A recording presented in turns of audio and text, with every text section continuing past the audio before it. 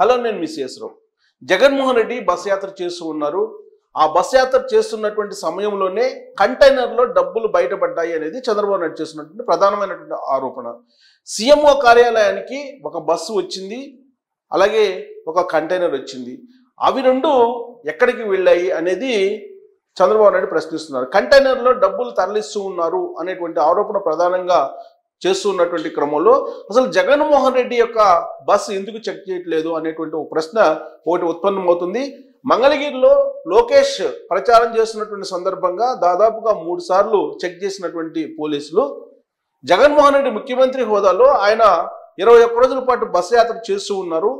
ఆ బస్సులో అసలు ఏమి వెళ్తున్నాయి, ఏం తీసుకెళ్తున్నారు, అలాగే ఆయన బస్సుతో పాటు కాన్వాయ్లో ఉండేటువంటి వాహనాల్లో ఏం తీసుకెళ్తున్నారు అనేది ఇప్పటి వరకు ఎందుకు చెక్ చేయలేదు అనేటువంటి ఒక ప్రశ్న ఇప్పుడు విపక్షాల నుంచి వస్తుంది.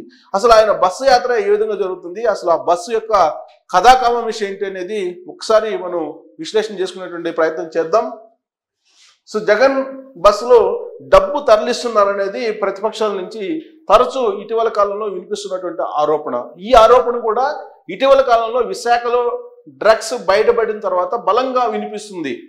గతంలో కూడా ఇలాంటి ఆరోపణలు ఉన్నప్పటికీ ఇప్పుడు విశాఖలో ఆ డ్రగ్స్ రూపంలో వచ్చినటువంటి డబ్బు కంటైనర్లో తరలిస్తున్నారనేది చంద్రబాబు నాయుడు అలాగే విపక్షాల నేతలు చేస్తున్నటువంటి ఆరోపణ.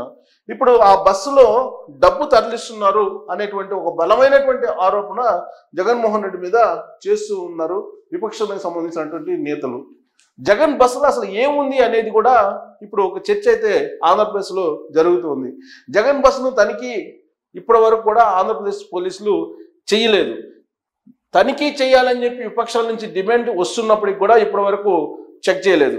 అంటే ముఖ్యమంత్రి హోదాలో ఉన్నటువంటి జగన్మోహన్ రెడ్డి ప్రచారం చేస్తున్నటువంటి క్రమంలో వాహనాలని తనిఖీ చేయకూడదా, అలాంటి నిబంధన ఏమన్నా ఉందా, లేదంటే పోలీసులే జగన్మోహన్ రెడ్డికి భయపడి తనిఖీలు చేయట్లేదా అనేటువంటి ఒక ప్రశ్న కూడా ఇప్పుడు ఉత్పన్నమవుతుంది. అంటే గతంలో సీఎం హోదాలో ఉన్నటువంటి వాళ్ళ బస్సులు తనిఖీ చేయలేదా అని అంటే తనిఖీ చేసినటువంటి సందర్భాలు ఉన్నాయి. కానీ జగన్మోహన్ రెడ్డి బస్సును మాత్రం తనిఖీ చేయడానికి సాహసించలేకపోతున్నారు ఆంధ్రప్రదేశ్ పోలీసులు. ఎన్నికల కమిషన్, ఎన్నికల షెడ్యూల్ వచ్చింది, ఎన్నికల కోడ్ వచ్చింది, ఎన్నికల కమిషన్ ఆధ్వర్యంలో యంత్రాంగం పనిచేస్తున్నప్పటికీ కూడా జగన్మోహన్ రెడ్డి వాహనాన్ని తనిఖీ చేయడానికి ముందుకు రానటువంటి పరిస్థితి. అందుకే ఆరోపణలు రోజు రోజుకి కూడా పెరుగుతూ ఉన్నాయి. తెలంగాణ అసెంబ్లీ ఎన్నికల సమయంలో కేసీఆర్ బస్ని తనిఖీ చేశారు, చెక్ చేశారు కూడా. ఇటీవల కాలంలో 2023 అసెంబ్లీ ఎన్నికల సందర్భంగా ముఖ్యమంత్రి హోదాలో కేసీఆర్ పర్యటిస్తున్నటువంటి సందర్భంలో బస్సును చెక్ చేశారు. కానీ జగన్మోహన్ రెడ్డి బస్సును చెక్ చేయడానికి ఆంధ్రప్రదేశ్ పోలీసులు సాహసం చేయలేకపోతున్నారు. సీఎం కేసీఆర్ కాన్వాయ్ను చెక్ చేసినటువంటి కేంద్ర బలగాలు డిప్లాయ్ అయ్యాయి. ఆంధ్రప్రదేశ్లో కూడా కేంద్ర బలగాలు వచ్చాయి. అక్కడ కేంద్ర బలగాలు మార్చి పాస్ట్ కూడా చేస్తూ ఉన్నాయి. సిఆర్పిఎఫ్ బలగాలు కూడా వచ్చాయి, చెక్ చేస్తూ ఉన్నాయి. కానీ జగన్మోహన్ రెడ్డి యొక్క వాహనాలను కేంద్ర బలగాలు కూడా చెక్ చేయకుండా వదిలేస్తున్నాయి అనేటువంటి ఒక ఆరోపణ అయితే ఉంది. ఇక కర్ణాటక ఎన్నికల సమయంలో అప్పటి సీఎం బొంబాయి వాహనం కూడా తనిఖీ చేశారు. అప్పుడు బొంబాయి ఆల్రెడీ సీఎంగా ఉన్నారు. అది కూడా బీజేపీకి సంబంధించినటువంటి బొంబాయి వాహనంలో ఇప్పుడు ఆ సమయంలో కర్ణాటక ఎన్నికల సమయంలో ఆయన వెళ్తున్నారు వాహనంలో. ఆ వాహనాలను కూడా అప్పట్లో కర్ణాటక పోలీసులు చెక్ చేశారు. కర్ణాటక సంబంధించినటువంటి పోలీసులు సీఎం బసవరాజు బొంబాయి కారును తనిఖీ చేసిన ఫ్లయింగ్ స్క్వాడ్ని ఏర్పాటు చేస్తారు. అంటే లోకల్ పోలీసులతో ఒక ఫ్లయింగ్ స్క్వాడ్ని ఏర్పాటు చేస్తారు. అలాంటి ఫ్లయింగ్ స్క్వాడ్ బీజేపీ పాలిత రాష్ట్రంలో, కేంద్రంలో కూడా బీజేపీ ఉంది. అలాంటి రాష్ట్రంలో కర్ణాటకలో ఫ్లయింగ్ స్క్వాడ్ ఆ రోజున కర్ణాటక సీఎం హోదాలో ప్రచారానికి వెళ్తున్నట్టు సమయంలో కర్ణాటక అసెంబ్లీ ఎన్నికల సందర్భంగా అక్కడ బసవరాజు బొంబాయి కారును కూడా తనిఖీ చేశారు ఫ్లయింగ్ స్క్వాడ్. ఆ తర్వాత ఏమి లేదని వదిలిపెట్టారు. అలాగే తెలంగాణ అసెంబ్లీ ఎన్నికల సందర్భంగా కేసీఆర్ ముఖ్యమంత్రి హోదాలో అప్పట్లో ఆయన బస్సును కూడా తనిఖీ చేశారు, ఏమి లేదని చెప్పి వదిలిపెట్టారు. ఏపీలో మాత్రం జగన్ బస్సుని కనీసం తనిఖీ చేయాలనేటువంటి ఆలోచన ఆంధ్రప్రదేశ్ పోలీసులకు రావట్లేదు. ఎన్ని ఆరోపణలు వస్తున్నప్పటికీ కూడా అటువైపు కన్నెత్తి కూడా చూడట్లేదు. ఆ మేరకు ఎన్నికల అధికారులు కూడా కంప్లైంట్ చేశారు ఎన్నికల అధికారులకి. సో ఎన్నికల అధికారులు కూడా అటువైపు చూడలేదు జగన్మోహన్ రెడ్డి బస్సు వైపు. జగన్ ఎన్నికల ప్రచారం కోసం దాదాపుగా 10 కోట్లతోటి ఒక బస్సు, దానికి మళ్ళా సెక్యూరిటీ అంటే బుల్లెట్ ప్రూఫ్ కోసం మళ్ళీ అదనంగా ఖర్చు చేశారు. బుల్లెట్ ప్రూఫ్తో పాటు సౌకర్యవంతమైనటువంటి అత్యంత ఖరీదైనటువంటి సౌకర్యాలను కలిగించారు ఆ బస్సులో.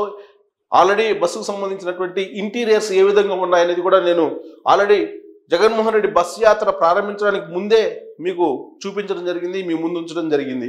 సో బస్సు అయితే 10 కోట్ల రూపాయలు, దాంట్లో ఇంటీరియర్స్ మొత్తం కలిపి దాదాపుగా 50 కోట్ల రూపాయలు అయ్యిందని చెప్పి అప్పట్లో వినిపించినటువంటి మాటలు. కాన్వాయ్లో భాగంగా మరొక 3 బస్సులు అన్నీ కలిపి దాదాపుగా పెద్ద మొత్తంలోనే ఏపీఎస్ఆర్టీసీ నుంచి ఆయన అద్దెకు తీసుకున్నారు. ఆ బస్సుల్ని పెద్ద మొత్తంలో కొనుగోలు చేశారు, కొత్త బస్సులు. ఆల్రెడీ అప్పట్లో చంద్రబాబు నాయుడు ముఖ్యమంత్రిగా ఉన్నప్పుడు ఒక బస్సు ఉండేది ముఖ్యమంత్రికి.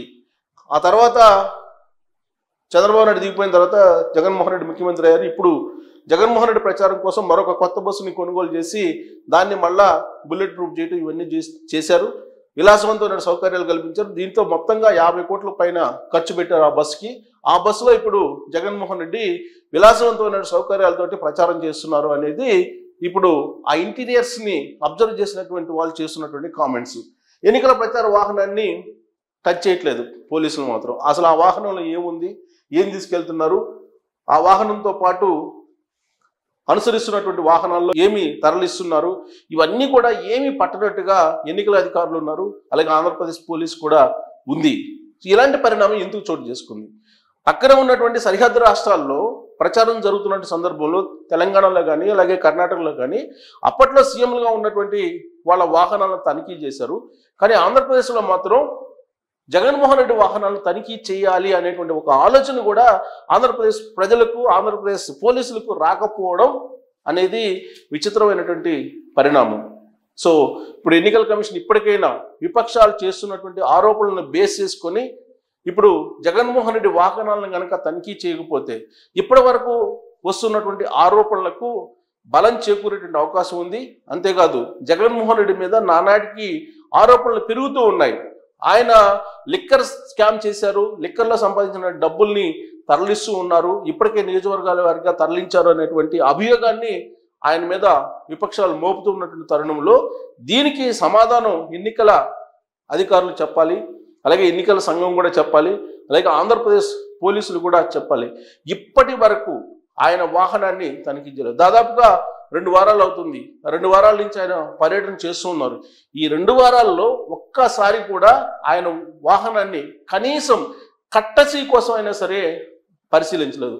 అదే లోకేష్ వాహనాన్ని అయితే 3 సార్లు ఆయన వాహనాలను కానీ ఆయన కాన్వాయ్ని కానీ తనిఖీ చేసి మంగళగిరిలో హడావిడి చేశారు పోలీసులు.